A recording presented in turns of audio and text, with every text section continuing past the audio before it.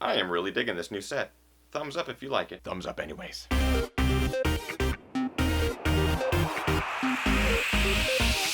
Ginger Runner. What is up, everybody? Ethan Newberry, the Ginger Runner, here for another GingerRunner.com review, and today we're reviewing two shoes from Nike. You are currently watching the review of the Nike Zoom Wildhorse 3.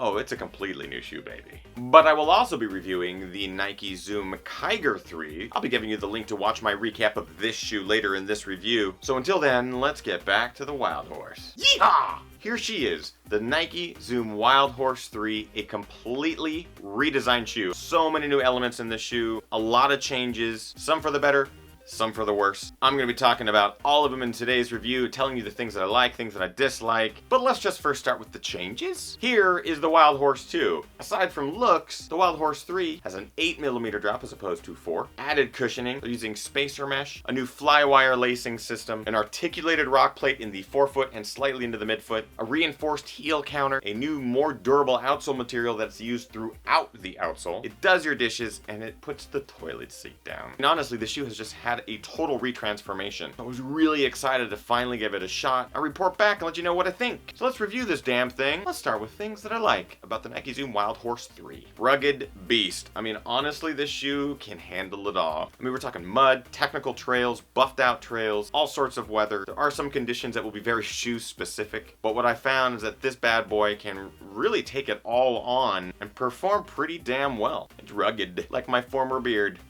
Great on technical trails. I mean, we're talking sharp rock, roots, logs, pretty much anything you can throw at this bad boy. This outsole material, these lugs, the rock plate, they all combine to make a really nice shoe for technical trails, allowing you to get grip and you don't think you're going to get grip. I mean, honestly, the confidence in this shoe is heightened and it was noticeable for me. The rock plate, this is something I've been asking for in a Nike trail shoe since my first review, the Wildhorse and Kiger 1, and I'm so glad they incorporated it. I think it's a welcome addition. It really enhances the feel of the shoe, especially on those technical trails like I just mentioned. You notice it, you're protected. So nice to see it in there. And I love that it's not throughout the whole shoe, so you're actually allowed a little bit of flexibility. Durable outsole. This new outsole material, this new durable rubber is fantastic. The previous version I felt would wear out far prematurely. This one is holding its shape pretty well. I do see a couple nubs that are wearing down, but compared to the previous version, I'm definitely getting more miles out of this one. And finally, a wider forefoot. Didn't expect this. It's also the same in the Kiger 3, but I measure about 5mm more width in the forefoot, which is really nice for those of us who like those wide forefoot shoes. A little bit more toe splay, a little bit roomier. So yay. But with this shoe and all of its enhancements come a number of dislikes that kind of knock it down on my list, unfortunately. I didn't expect it, but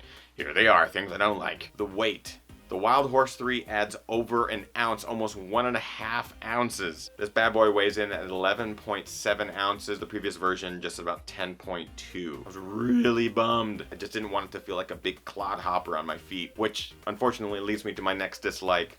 It's bulky. With the additional stack height, heel toe drop, outsole rubber, and rock plate, the shoe loses a lot of its nimbleness, flexibility, sprightliness, gingerness. It's a noticeably bigger, bulkier shoe on your foot when you're running, especially on the longer distances. There has to be a middle ground. I like that they were able to differentiate this shoe a lot more from the Kiger. It helps make the Kiger stand out, but damn if there wouldn't be a middle ground between those two shoes. I think this would be perfect for that. And another thing I dislike, and I've had the same dislike about other shoes, and that's the full outsole rubber. There's very little breakage of the outsole rubber, which I think contributes to that stiffness and bulkiness that I was talking about earlier. That, in addition to the rock plate, just makes for a bit of a stiffer ride. Not quite as plush as I was hoping from the addition of the EVA. So that's pretty much it for dislikes. I mentioned this in the Kiger 3 review, but the question I know I'm going to get is which would I prefer, and frankly, I would prefer the Kiger 3. It has a lot of the elements that I liked from the Kiger 2. It has some really nice additions. I really like where they went with this shoe as far as changing the things that people were asking for and differentiating this shoe from the Kiger 3. I think that's awesome. I think there's some middle ground between the Wildhorse 2 and Wildhorse 3. Regardless of the miles that I put in this shoe, many of them were super happy, non-frustrated, pleasantly surprised miles. If anything, I think it's great that Nike now has a variety of trail shoes that you can choose from that are very different experiences. So some people will like this, some people might like the Kiger 3. So get your feet in it and try it out for yourself. Yeehaw! But let's get on with the points, shall we? A quality. I give it 4 out of 5. I think the materials they're using, again, solid, outsole rubber, upper materials, all that stuff, the fly wire, it's all good. But the comfort, I think, is what suffers here with a 3 out of 5. It's just not nearly as comfortable a shoe as the Kiger 3 was for me. Despite the addition of the EVA, I was hoping for a little bit more plusher ride, just didn't get it. Price, 4 out of 5, $109 for this one. That's a lot cheaper than the Kiger 3, so that's a good thing. That's a high 4 out of 5 for me. And finally, looks.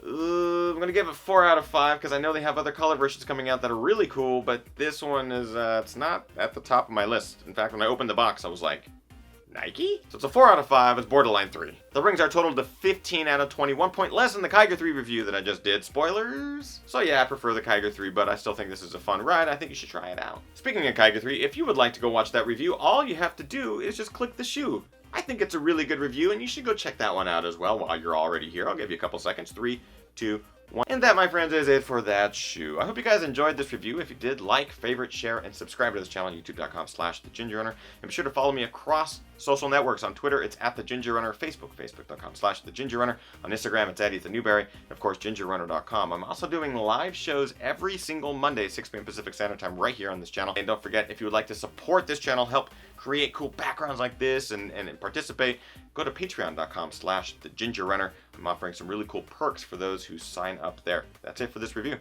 Get out there, train hard, race harder, party hardest. Oh, okay, bye.